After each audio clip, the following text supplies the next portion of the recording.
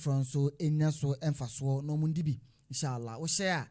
yes no bia so enabi no so e de abo no kotoko no so de hu e de ahwe na how far yes and last week say beka ya ye ne malam eye nipa enhwe yie yes malam ka say the program no eye nipa enhwe yie ye bobo ma fine e de kopem ba bia e ko hia say e wo say ye san ba na ye betoa so free baby a eduye no enu nti say last week ko hwe na say wo question bi e de fa ho fa to video na say e o Facebook ho ana say person fresh so direct na abadia e 0246 75 1175 0246 75 1175 eno na official studio line side di juma e wo fia aha say but WhatsApp call and answer direct call ni na ebeba se wo mo bi nso na person de boa ma online wo person sponsor program bi wo person bibi de ma wo person wo ma sika bi die bibi a sana bakona o de faso inshallah yensa ebetimi aka na de open no e de aye e de amount bisa question na malamo ha oni ano emfa ma inshallah ena ye toa nipa enhwe yie no so e de akọ part 2 say last week ye hwa ina enim say Sundays the program the doso yes sorry na adanko de kaso ne de bad an de sorry ya na ide musliman so ba na say program no to sa ne say ekuna ne werinti enti na sa nka yinsi na enkonkosi aha ne say enti na wo se pe bi digina na nyame ya do na eto aso e ba e beto aso enti ne nyame ya do me ya ba e ba beto aso e de amamo inshallah mi chama nsi ba akopem ba malam Zakaria Tampori e de bi otu esem juma dia a ene ye hwe nipa nhwe yi nipa atu no o de bebre sesia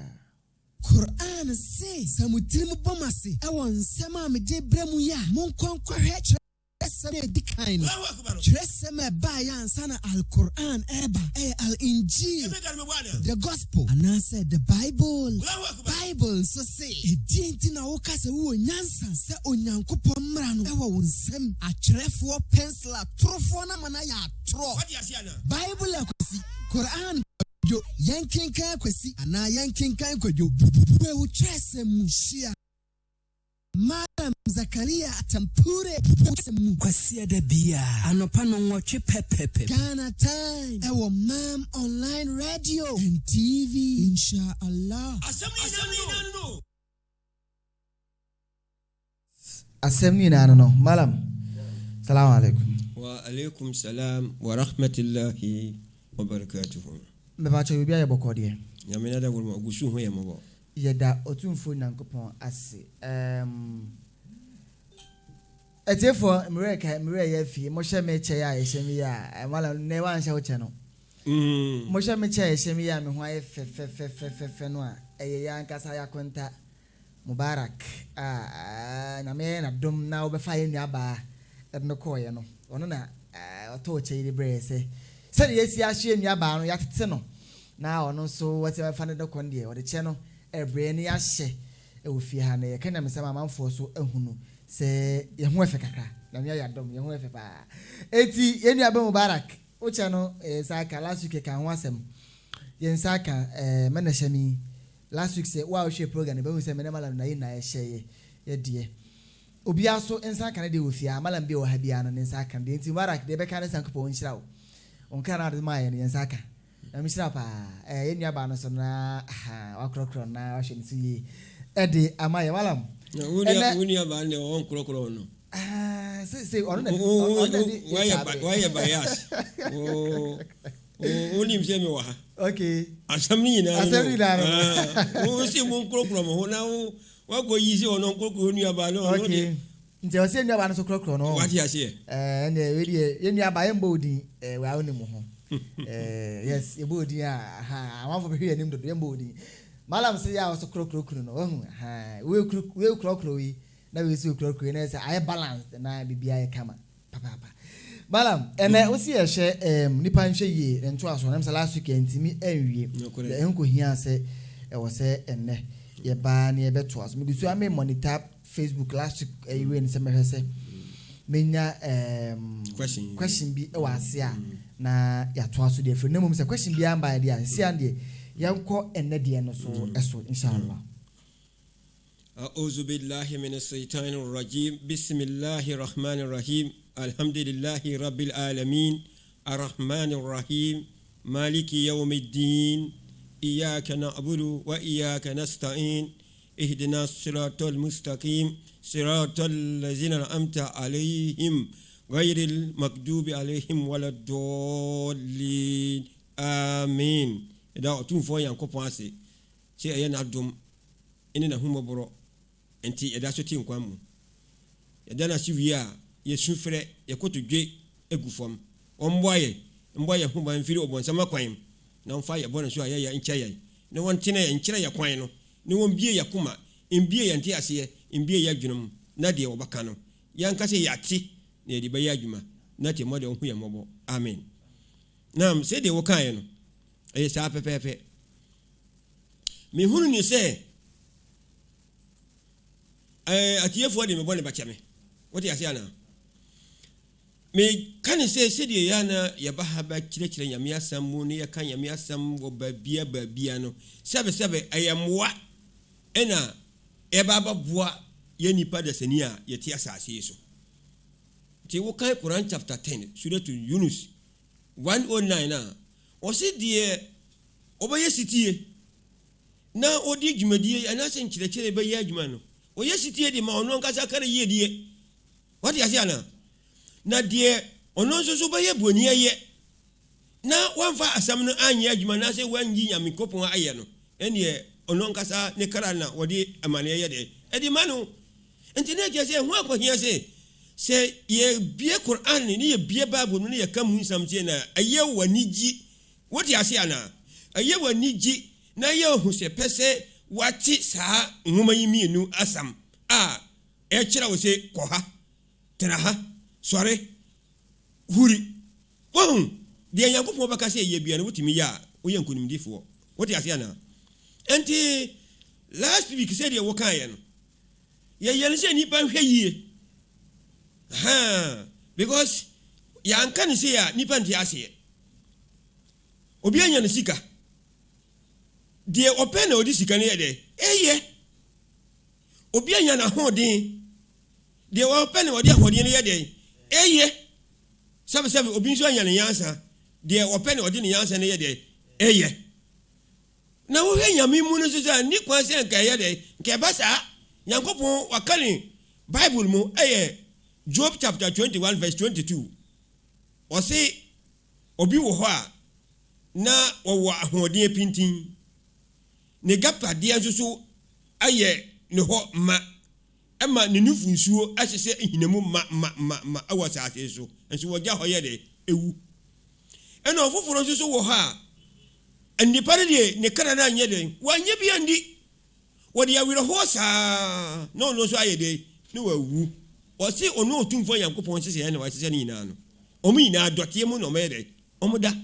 nti wo hunu se ya ne wati ase ye de Yakobon pe na sese ye de eye adwuma wati ase ana enti saale wonnam na wo ye saade ye we nyina eye se wo ye de wo ye hwe yie enye saa ne tie sebe imperaduasa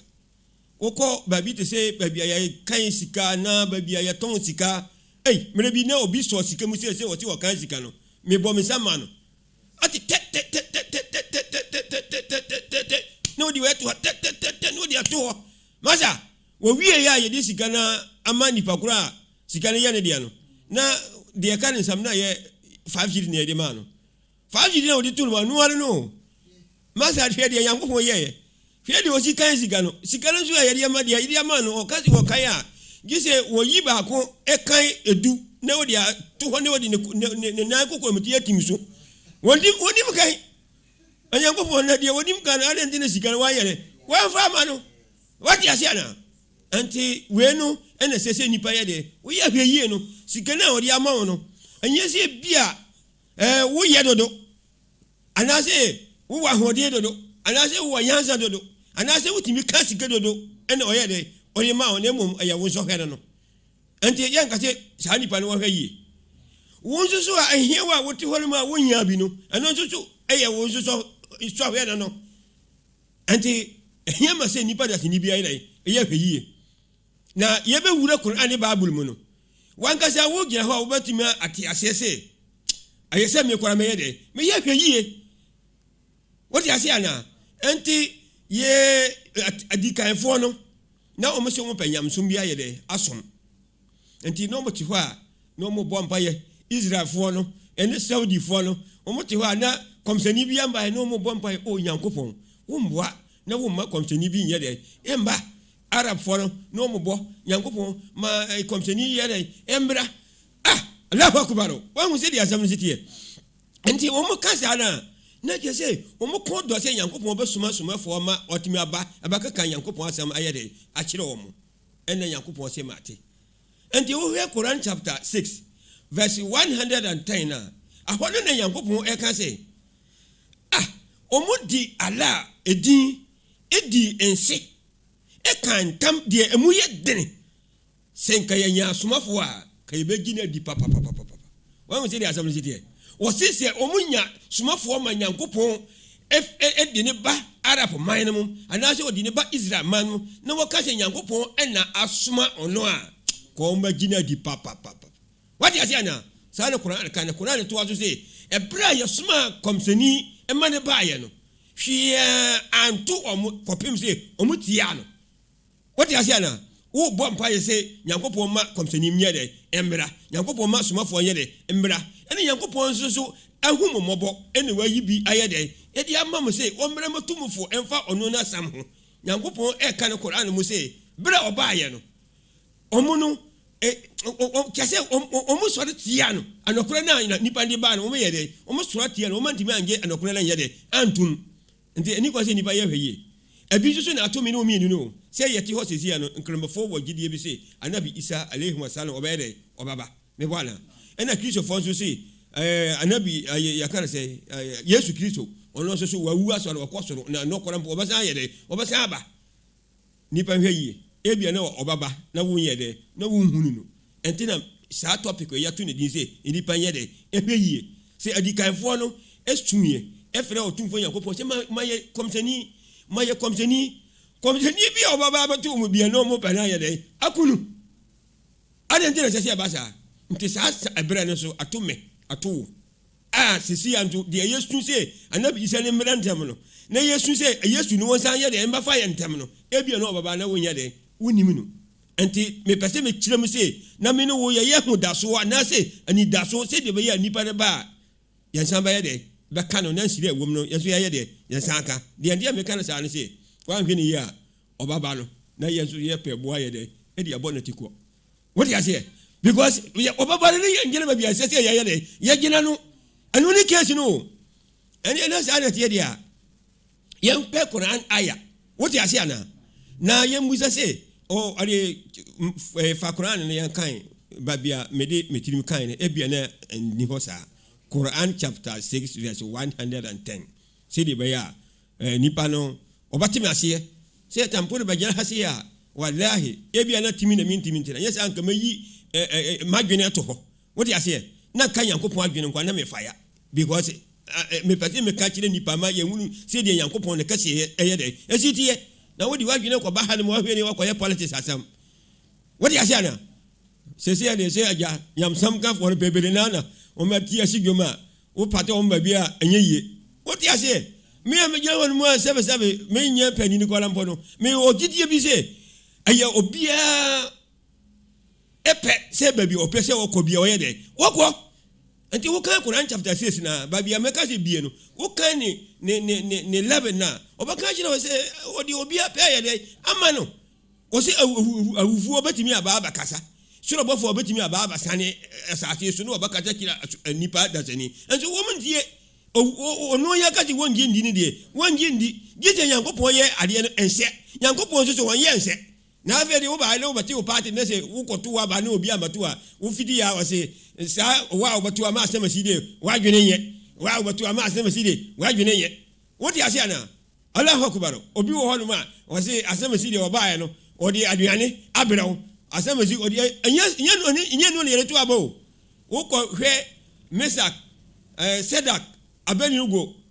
omukɔ hene hɔ na aduane bɛ na ɔmanie wodi ana omudi aduane sɛ deɛ ɛsɛsɛ ɔmɛde omudi ɛne ɛba yɛ ne wɔsɛ saa ne deɛ koto hɔni omkoto yɛ ana ne wɔsom ne yame What you say? Anti 77 nipa odi adwene na ekoto na aba no. Anti ma obi an say obi a. Me dey say last 3 years a man to yi. Say me chire dey anti a man to no. Ayarefo agu Pantan hospital. Omo nya kai enfa nko hospital. Omo nya aduro.